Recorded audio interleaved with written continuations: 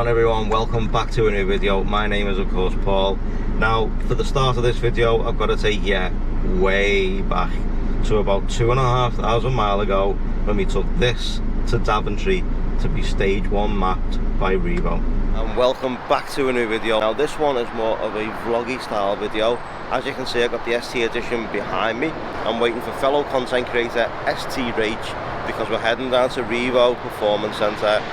This is getting stage 1 mapped, so let's wait for Rachael to arrive. So while we wait in the morning mist, I've just spotted this close to the Tesla superchargers, and this is of course in the service station, so that's a bit random, but yeah. So hopefully with the way fuel is at the minute, it shouldn't be too bad when we get this mapped, but I guess we'll see.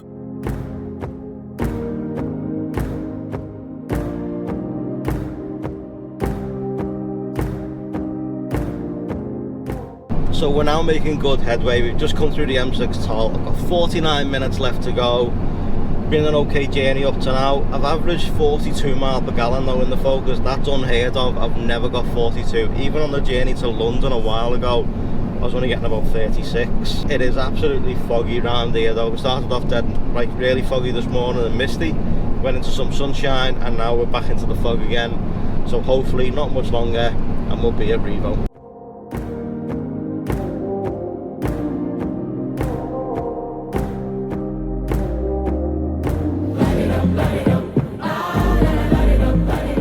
The car is now inside the garage at Revo, ready to be stage 1'd. If you want to see more information on this, by the way, check out Rachel's channel, which will be linked in the description down below. Let's go ahead, let's let Revo do the thing, get stage 1, and then we'll see just how good stage 1 map really is.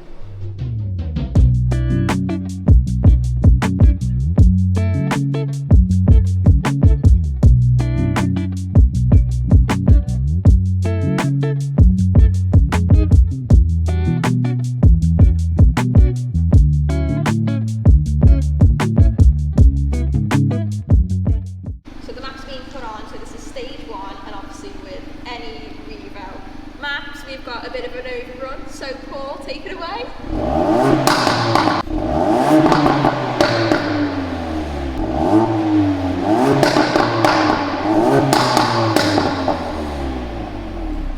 Hey guys, got more. That was nice.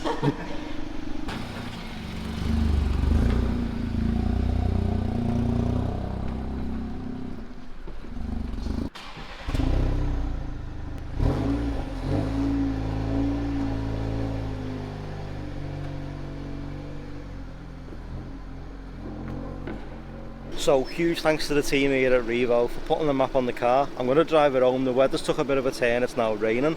So this video will now continue further on into the week, but I will be back and let you know just how good it is to drive this car with the Revo map on it and just how good it is overall in general. Huge thanks to Rachael. You'll find her links at the end of the video and also in the description down below, especially to more talk and her Instagram, etc. So make sure you check them out. But I'm going to head home, head back to Liverpool. Okay. So I've not quite made it back to Liverpool yet, but I am at Rugby Services and I've noticed a few things on the drive home.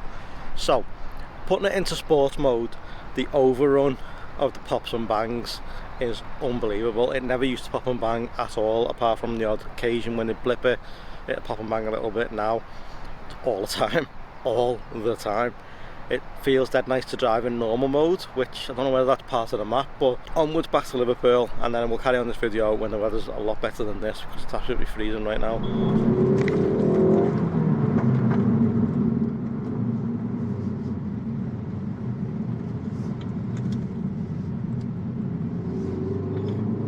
My word.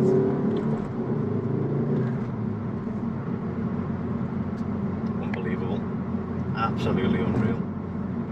Compared to what it was like standard, this is a whole different animal. Revo have really done the business with this. It's really opened the car up now. I mean, really opened it up. It's them pops and bangs are unbelievable. And it's now constant. It's not like it's a one-time only thing and then it stops. It's now a constant. I mean, I've got nothing to compare it to. Obviously, a lot of the guys on the Mark IV Facebook page use Mount Tune. You've got the Dream Science one, which is the plug-in box. But for me, this is just unbelievable. Now, if we're talking fuel economy, obviously there's a big difference in sports mode and race mode compared to normal. But in normal mode, I've actually found that I'm getting better fuel economy than what I was when it was not mapped. So I'm actually getting better fuel economy. I'm getting roughly somewhere in the region of 28 to around 35 mile per gallon. If I take it on a big run, we're talking upwards of 45 to 48 mile per gallon on a good run. Now, whereas I was only seeing roughly somewhere around 23 to 26 standard, and on a good run somewhere upwards of around 34, 35. So it's definitely changed the fueling system, plus the fact that you can use either of the two fuels. Now you can use the 95 or the 99. Doesn't really make any odds because the way they've set it up is set up for either fueling. It'll know what's in it and it'll adapt to that fuel, which is absolutely superb. I mean, I can't fault that at all. I used one tank of 95, and even then I was like, I don't want to put this in, but I feel like I need to, just to test out what it's like under those conditions. And you know what? It didn't make that much difference at all, really. I was able to use 95, the car adapted to it. You still got pops and bangs, but it wasn't as much. So the car knew exactly what fuel was in this at that time. Like, I've just been to Tesco now, I've put momentum in it. Now, as I say, I've got nothing to compare it to, as I've never ever mapped a car before. Revo have just moved on to doing stage 2, that's coming out soon. I've seen the development car, it's a white Mark IV ST, and it's unreal. It really is unreal. I've seen it flew past me. Oh, that's them. And the whole car shook. Now, what obviously the map does is you lose the speed limit. So where the car is limited on its speed, it's not no more. It will just keep pushing and pushing and pushing and pushing. But when you put it into the sports mode and the car seems to wake itself up, the noise seems a lot more aggressive from the back. I mean, I've turned the in-car speakers off using 4Scan, and the noise just seems a lot more aggressive. I mean, if we go to a second gear pull,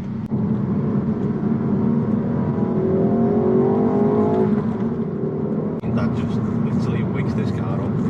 In sports mode, the car is just a completely different animal. But I mean, you can put it back into normal mode and it will literally cruise along. It will be absolutely just like nothing's gone on with the car. The cars may as well not even be mapped in normal mode, because it makes no difference apart from the fact that it seems to give me better fuel economy. And that's something that I can't quite put my finger on, because they did say that it would stay roughly around the same, but I'm finding I'm getting better fuel economy. But obviously I can't thank ST Rach enough for organising it, Revo for doing it. The Performance Centre down in Daventry is absolutely fantastic. You know, you've got that mix of when you walk in, you see some of the cars on display, some of the like the things that they make, you know, like the brake kits, the discs, etc. You know, for certain cars, like they do a lot of Volkswagen Audi stuff.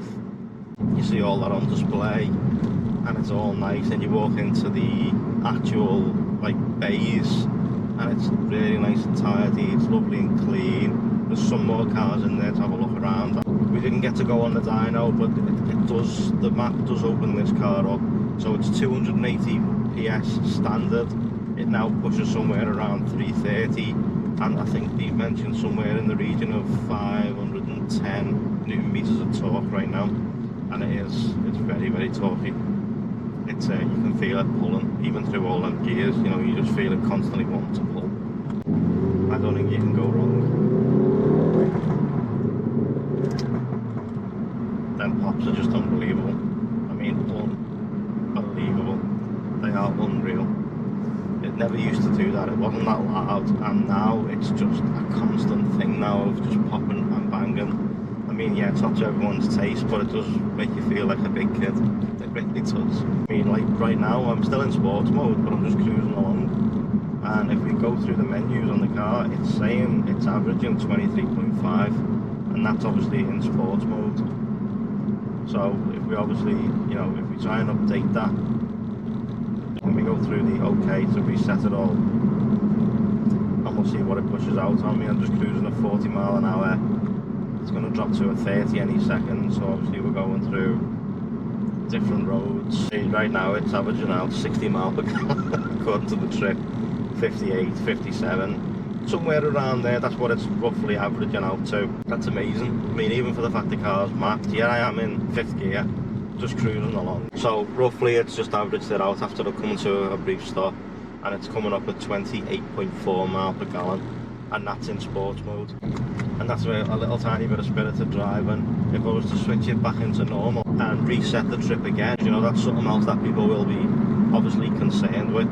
People will be thinking, if I get my car mapped, am I going to be looking at really bad fuel consumption? So you got to take that into account. I mean, right now, 42.5 mile per gallon in normal. Driving nice, driving at 45 mile an hour in a 50 right now because there's a bit of traffic, but you can't go. I'm coming to a brief stop right now at the traffic lights, and it's averaging out 45.7 mile per gallon. Now, I was enjoying the car to begin with, no matter what. I mean, even if the car wasn't mapped, I was enjoying the car for what it is. Obviously, when I bought the white one was basically to see if it could do well on YouTube compared to the Astra GTC BXR. It was a great car, but I just felt it was a little bit dated. That's why I wanted something a bit newer, something with Apple CarPlay, something that could cruise along quite happily and make me feel like a big kid with them pops and bangs, as you know. But when the edition got announced, and I was like, oh my god, I should have just waited. But the way the world was with the dreaded wear, as you know, they flipped itself upside down. A lot of stuff closed down, like factories, etc. So there was no new cars being made.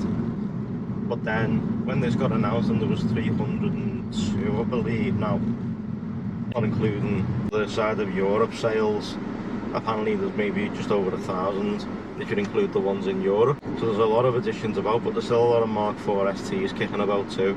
So people are always going to want to get those mapped.